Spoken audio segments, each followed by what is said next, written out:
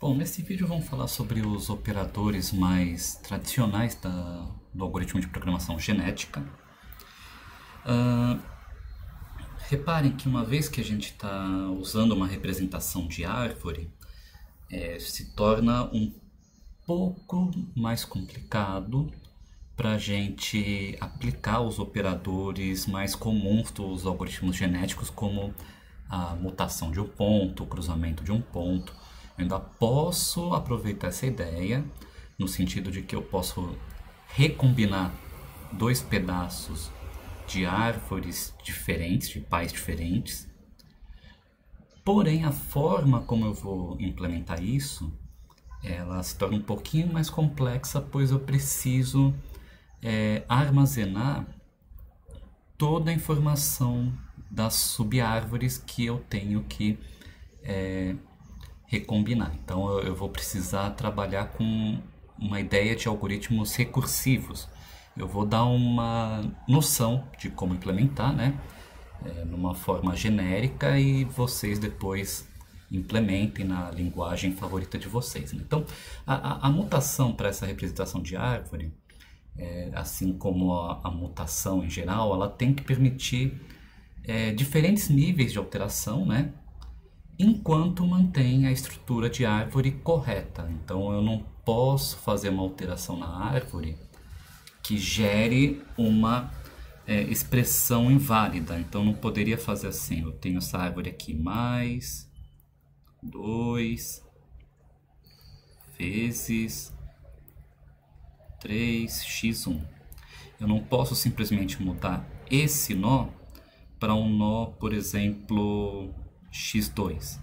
E aí eu fico com a árvore mais 2 x2 3x1, porque aqui ele gera uma expressão inválida. Então eu tenho que tomar esse cuidado, né? Idealmente a mutação, ela na maioria das vezes vai fazer uma alteração pequena, ou seja, uma alteração da mutação tende a gerar uma pequena variação no fitness, mas em ocasiões mais raras ele pode gerar uma perturbação maior, né? Isso é desafiador numa representação de árvore, porque qualquer mudança feita aqui pode mudar completamente a forma da função, né? Vamos dar um outro exemplo aqui.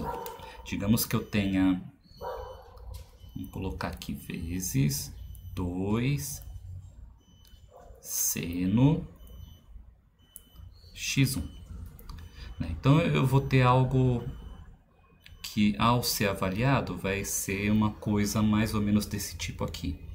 Se eu trocar esse nó para por exemplo, ao quadrado, eu já vou mudar, né, completamente, porque agora a forma da minha função vai ser uma coisa desse tipo, né? Então veja que uma pequena mudança em um dos nós da minha árvore tende a provocar uma mudança drástica quando eu avalio a forma da função, né? Bom, diante disso, né, fazer a troca de um nó por um nó aleatório, a gente precisa ter certos cuidados em relação à aridade, né? E não tem muito o que ser feito nas formas tradicionais de mutação para que isso aqui não ocorra. Mas tudo bem, tem algumas propostas na literatura que tentam resolver esse problema. Bom, então na mutação tradicional eu tenho dois passos. O primeiro passo é que eu vou escolher um certo nó, uma certa subárvore que vai ser alterada, né? Então vai ser, eu vou aplicar uma função de transformação naquela subárvore escolhida, e essa nova ramificação ela tem que ser amostrada aleatoriamente, né? Então basicamente a ideia da mutação em árvore seria assim: eu tenho uma árvore representando uma expressão, e eu tenho dois passos. O primeiro passo, eu escolho o nó que eu quero aplicar a função de mutação, Escolhido o nó, eu tenho que recursivamente chegar nesse nó. E uma vez que eu cheguei nesse nó, eu aplico a função que faz a alteração. Essa função que faz a alteração, ela pode fazer várias formas diferentes. Pode trocar o operador que está nesse nó, pode remontar, reconstruir essa árvore inteira. Enfim, eu vou mostrar isso, vários exemplos possíveis para isso. Então, a mutação mais tradicional, eu simplesmente pego a minha subárvore e gero ela novamente de forma completamente aleatória, né? Aqui ficou um nó a mais, deixa eu tirar daqui. Pronto. Então esse nó aqui não existe. Então basicamente o que eu vou fazer é o seguinte, olha, eu vou escolher uma subárvore, então eu escolhi essa daqui. E eu aplico, então eu removo isso daqui, né? Então isso aqui some da árvore original. E nessa ramificação, a partir dessa ramificação, eu gero uma nova árvore aleatória, usando ou o método grow ou o método full, né? Então eu escolho um dos dois para aplicar. E aí eu gero uma nova árvore, uma nova subárvore para essa ramificação.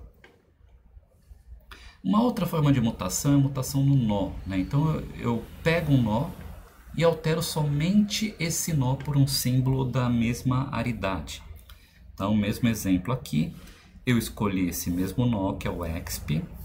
Então, eu vou trocar esse carinha aqui por alguém que tem a mesma aridade. Log, tangente, seno, raiz quadrada, né?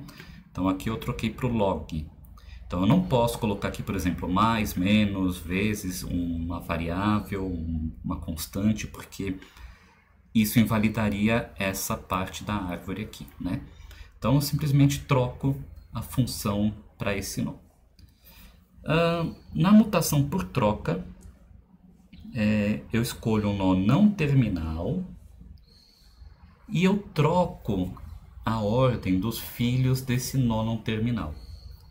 Então, por exemplo, digamos que nessa árvore eu escolhi esse nó que é a multiplicação e eu simplesmente troquei a posição do x0 para o x2. Para essa expressão específica, como a multiplicação é comutativa, não faz diferença, né? 2 vezes x e x vezes 2 é a mesma coisa. Mas digamos que aqui fosse menos x0 e 2. Então, x0 menos 2 e 2 menos x0 vai trazer um resultado diferente. Então, aí faz diferença, né? Veja que isso aqui pode ser aplicado também para outros tipos de aridades, né? Então, a aridade 1 não funciona, né? Porque eu só tenho uma ramificação. A aridade 2 sim. A aridade 3, por exemplo, if, né? If, condição, then e else, também eu posso criar uma permutação disso aqui. Tomando cuidado que eu não necessariamente posso fazer essa troca por essa, dependendo do tipo do resultado da expressão. Ela tem que ser ainda compatível com o que eu vou fazer adiante, né? Então essa é uma outra alternativa, que é a mutação por troca. Tem a mutação por encolhimento, em que um nó não terminal é escolhido e eu troco por um de seus filhos. Então eu tenho essa árvore aqui, escolhi esse nó aqui, a multiplicação. E eu vou escolher um desses dois filhos para substituir esse nó por completo, né? Então eu escolhi esse aqui, tudo isso aqui morre e esse aqui ganha ligação com esse nó, o pai desse aqui, né? Então, tornando essa árvore, por isso que é encolhimento, porque eu sempre vou reduzir a minha árvore. Como que a gente implementa a mutação? Então, como eu falei, a gente tem dois passos. Primeiro, eu tenho que determinar qual ponto da árvore eu vou fazer a mutação. Então, aqui eu construí uma função genérica de mutação que ela vai receber como parâmetro uma função f, que é a função que aplica a mutação escolhida. Então, uma vez que eu cheguei no nó que eu quero mutar, basta eu aplicar f nesse nó que eu vou gerar a sequência nova. Então, eu tenho uma árvore aqui. Digamos que eu escolhi esse nó. A ideia é que eu vou percorrer a árvore até chegar nesse nó. Quando eu chegar nesse nó, eu aplico a função f nele e isso vai alterar essa subárvore por completo. Então a função f é uma função que recebe uma árvore e devolve uma árvore, né? É isso. Então o primeiro passo que eu vou fazer aqui nessa função é: vejo quantos nós tem na árvore. Escolho um dentre esses nós, né? Escolho o ponto da mutação. E aí eu vou chamar essa função apply@. Na verdade, essa função eu chamei de change@. Depois eu vou corrigir no slide. Change@. Change@ vai receber o ponto que eu quero mudar, a função que causa a mudança da subárvore e a minha árvore. A ideia dessa função é que eu vou percorrer, vou fazer um percurso em profundidade até que eu chegue no ponto que eu quero. Então, digamos que o ponto escolhido é 2. Né? Então, eu começo aqui. Ponto igual a 2, vou para cá. Ponto igual a 1, porque eu andei em um nó. Não tem mais para onde ir, volto para cá. Ponto igual a 0, cheguei. Esse nó é aqui. Eu quero alterar. Cheguei nesse nó, eu aplico a função nesse nó e pronto, já está feita a minha árvore. Né? Então, basicamente eu faço um percurso em profundidade. A cada nó visitado eu diminuo esse point, essa variável point, até que ele chegue em 0. Chegou em 0 significa que é o nó que eu quero fazer alteração. A minha representação de árvore ela segue o seguinte padrão. Então, cada nó é descrito como um nó com um valor, que pode ser um nó terminal, um nó não terminal, um operador, uma função, né?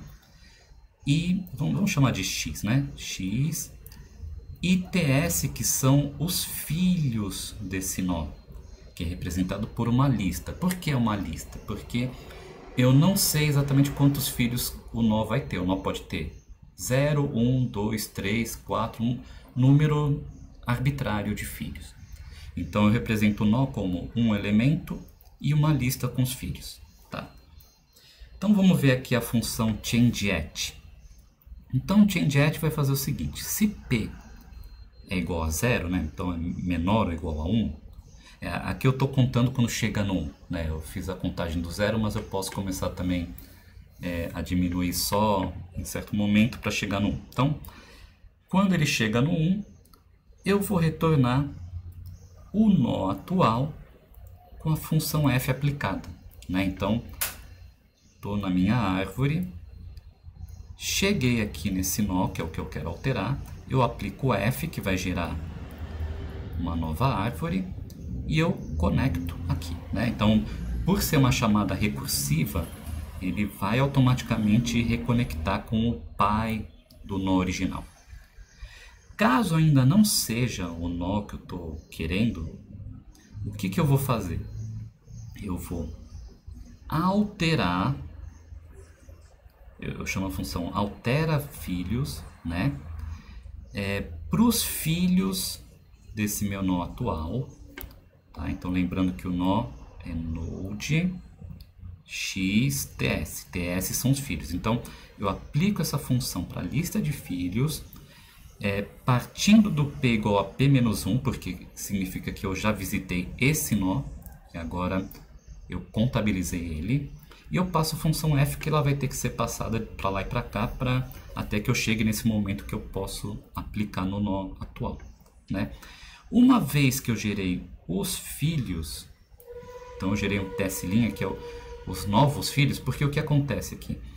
Esse nó não é o nó que eu quero alterar, um dos filhos dele vai ser o nó que eu quero alterar. Né? Então, ao aplicar o change_children, ele vai percorrer recursivamente cada um dos filhos, até que ele encontre o filho que ele vai alterar, e ele passa esse novo filho para cá. E aí eu simplesmente faço um replace children, eu substituo o filho desse nó pelo novo nó. Basicamente eu fazer isso aqui, ó, node x ts'. Então eu reconstruo a árvore conectando esses novos filhos que eu gerei. Então agora basta eu implementar esse change_children, né? Como que eu implemento ele? Bom, eu tenho ponto, tenho a função. Se a lista de filhos está vazio, eu retorno a lista vazia porque não tenho o que fazer aqui. Se não está vazio e eu capturei esse padrão, o que é esse padrão? Esse padrão fala, é uma lista que tem pelo menos um elemento que eu chamei de T e um restante de lista. Então, por exemplo, se eu tenho a lista com o número 1, T é igual a 1 e TS é a lista vazia.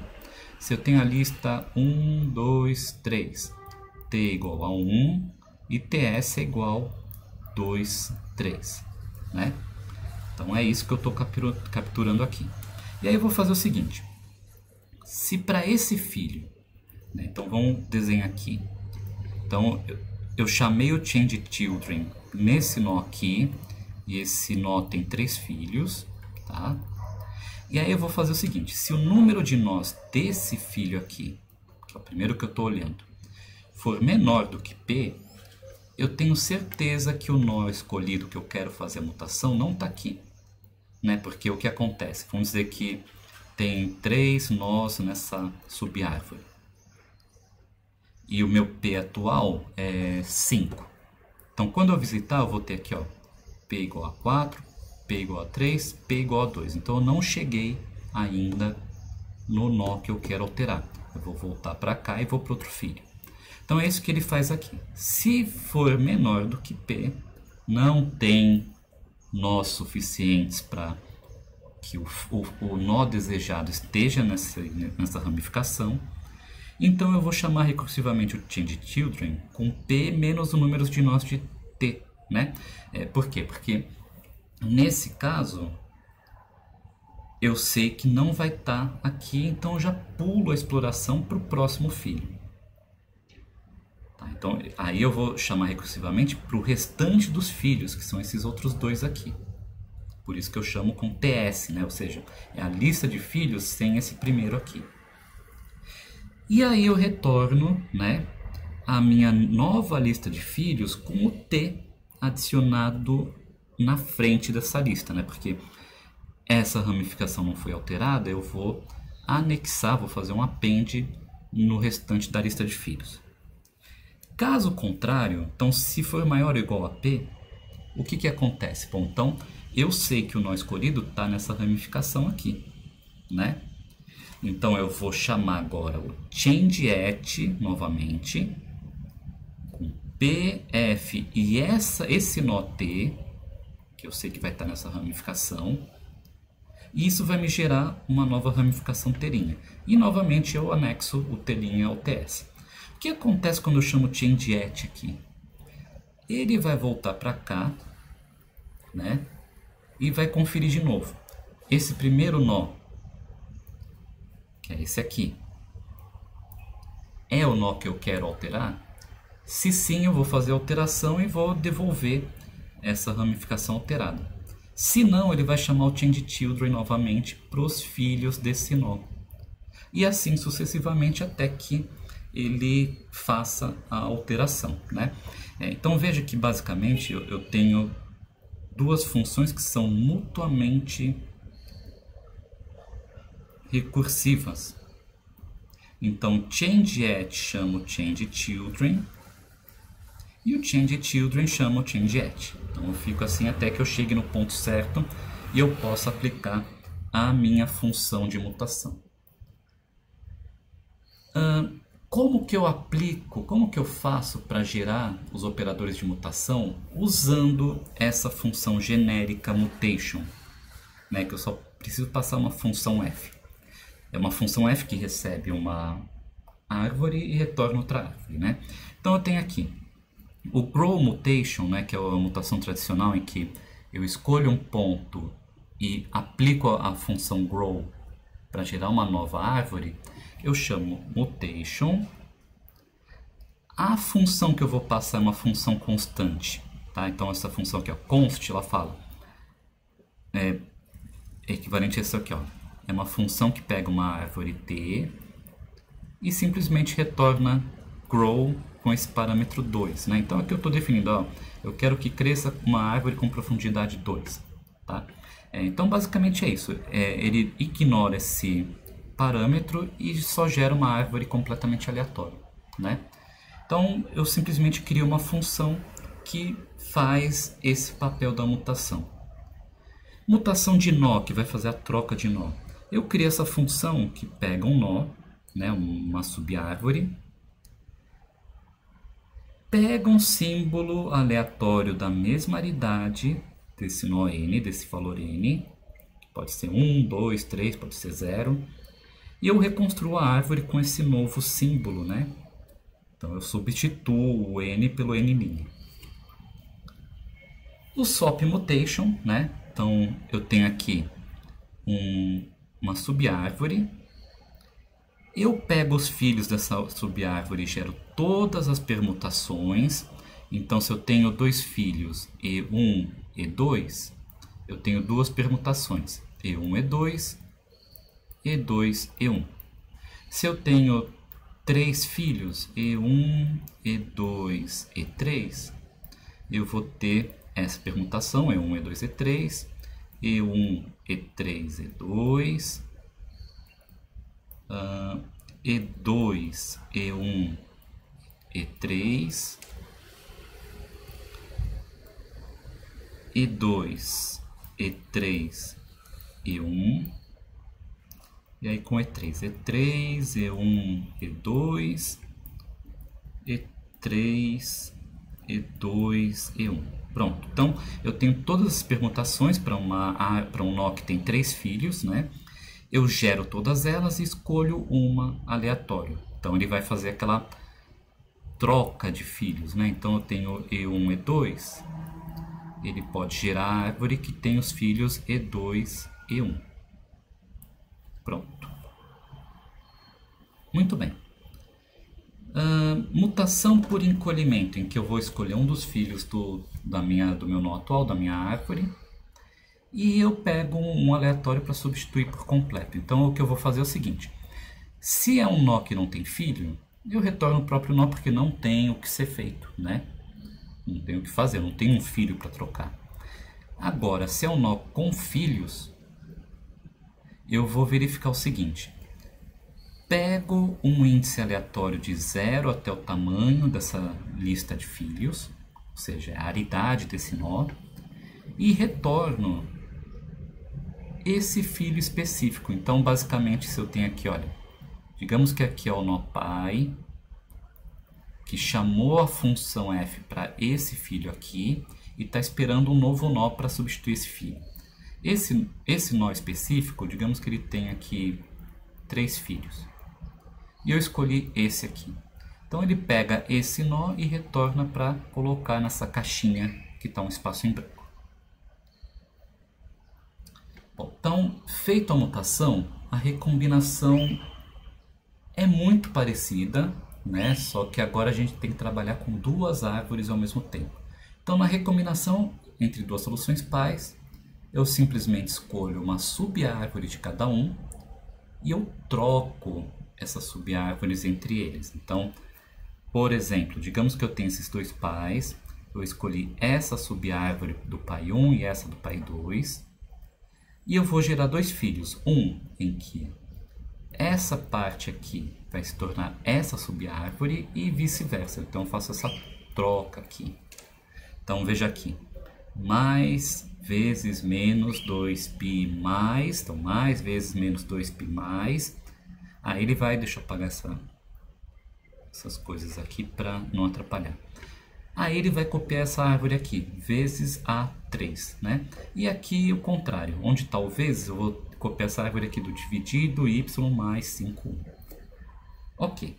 Como que eu implemento essa árvore, esse operador de cruzamento? Então, eu tenho uma árvore 1, uma árvore 2, escolho dois pontos, né, que é de 0 até o número de nós, tá, de cada árvore, recupero a ramificação desses dois pontos de cada árvore. Então eu criei uma função getBranchAt que vai retornar isso do pai 1 e isso do pai 2, tá? Então é uma subárvore que ele retorna. E eu crio os dois filhos com essa função changeAt, né? É muito similar com a da mutação, né? Na verdade, é a função de mutação.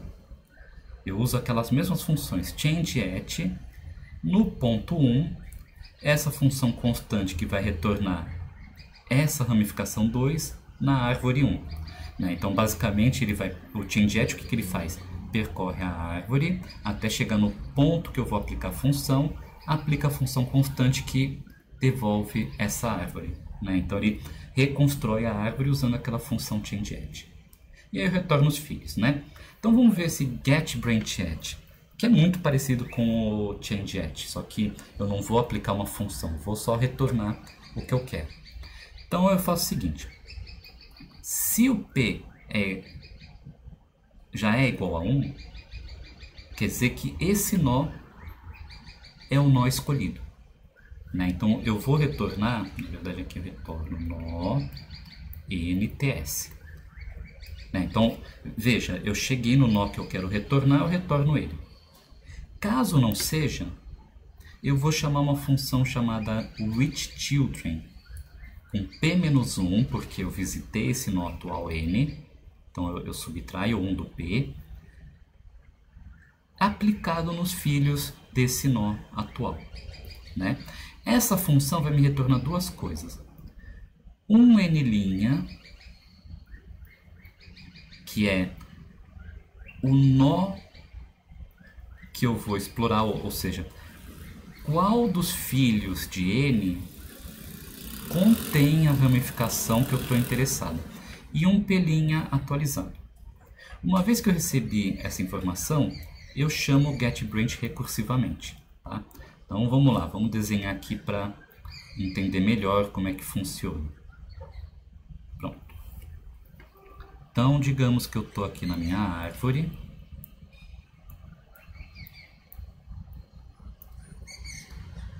Comecei aqui, verifiquei que o P é maior do que 1, então eu sei que não é esse nó que eu quero retornar. E aí eu chamo a função WhicHchildren, que vai avaliar cada um dos filhos. Avaliar esse, avaliar esse. E ele vai retornar qual dos filhos contém o nó que eu estou interessado. Então, se for esse filho aqui, ele retorna esse filho. Se for esse filho aqui, ele retorna esse filho para você continuar explorando. Né? Digamos que ele escolheu esse filho aqui. Ele falou, olha, tá nesse filho. Ele também vai, ao mesmo tempo, atualizar o P, descontando a quantidade de nós que tem nessa subárvore. Né? Porque é como se ele tivesse atravessado toda essa subárvore, atualizado o valor de P, para continuar a busca nessa ramificação. Né? Porque ele sabe que o ramo de interesse vai estar aqui. Aí ele vai chamar o getBranchAdd atualizado e vai começar nesse nó. Começando nesse nó, ele vai falar, espera aí, o meu novo P é igual a 1? Se for, eu sei que esse é o ramo que eu tenho que retornar. Caso contrário, eu repito, chamo de novo o WhicHchildren para ver qual das ramificações eu tenho que seguir para repetir o procedimento. E a função WhicHchildren, como é que funciona? Bom, mesma forma, muito parecido com aquele da mutação, né? Então eu tenho a lista de filhos, eu verifico se o número de nós desse primeiro filho é menor que P, né? Então se for menor que P, com certeza não é nessa ramificação. Eu chamo o WhicHchildren recursivamente, subtraindo o número de nós do P atual para o restante dos filhos. Né? E caso seja, eu vou falar o seguinte, bom, então eu tenho que seguir nessa ramificação para seguir em frente. Então eu retorno esse nó T, esse filho T, e o P já atualizado por esse procedimento aqui. Né? Então veja que é bem parecido com as funções da mutação, é também mutuamente recursivo, né? Um vai chamando o outro ali. E resolve o nosso problema de uma forma bem elegante e bem curta. Né? Mesmo que vocês implementem isso aqui em Python, C++, Java, dado que vocês vão implementar recursivamente, não vai ficar muito diferente do que está aqui. Bom, então, feito a mutação e o cruzamento, basta a gente ter uma forma de avaliar a expressão de uma árvore. Né? E aí é um algoritmo extremamente simples, em que a cada nó que eu visitei, eu chamo a função de avaliação recursivamente para cada filho, e aí eu aplico a função correspondente do nó atual, passando como argumento o resultado da avaliação dos filhos, né? Então, basicamente, o que eu tenho é isso aqui, olha. Se o meu nó é terminal, ou seja, não tem filho, eu retorno simplesmente o valor v, né? O valor que está contido nele, que seja... aqui tem o parâmetro xs, né? Seja, por exemplo, uma constante, seja uma dessas variáveis aqui no xs, né? Eu vou retornar esse valor. Caso contrário, caso tenha filhos, então significa que isso aqui é uma função de n variáveis, pode ter 1, 2, 3, 4, né? Eu vou fazer o seguinte, eu vou gerar esses valores aplicando o eval em cada um dos filhos, né? Então é eval xs em cada um dos filhos. Uma vez que eu tenho de posse os valores, eu aplico a função nesses valores. Então, como é que funciona? Imagina que eu tenho aqui mais 2 vezes 3 e x. Digamos que x é igual a 1, né? Então eu começo do mais. O mais é um nó não terminal. Eu vou aplicar o eval para cada um dos filhos, né? Então eu fico esperando aqui o retorno da chamada recursiva. Então vamos chamar aqui eval de 2, né? Eval de 2, o 2 é terminal, retorna 2. E aí eu vou chamar o eval desse aqui. Eval de multiplicação também é um não terminal, eu vou chamar recursivamente eval dos filhos dele. Eval de 3 é 3. Eval de x, dado que x é igual a 1, é 1. Pronto, cheguei, voltei aqui da chamada recursiva, agora eu posso aplicar a multiplicação no 3 e no 1, né? Que é simplesmente fazer 3 vezes 1, que vai dar 3. Retornei daqui, agora eu tenho 2 e tenho 3. Agora basta eu aplicar a adição. 2, 3, que é igual a 2 mais 3, que é igual a 5. E pronto, eu tenho o resultado de aplicar essa árvore de expressão quando a variável x é igual a 1.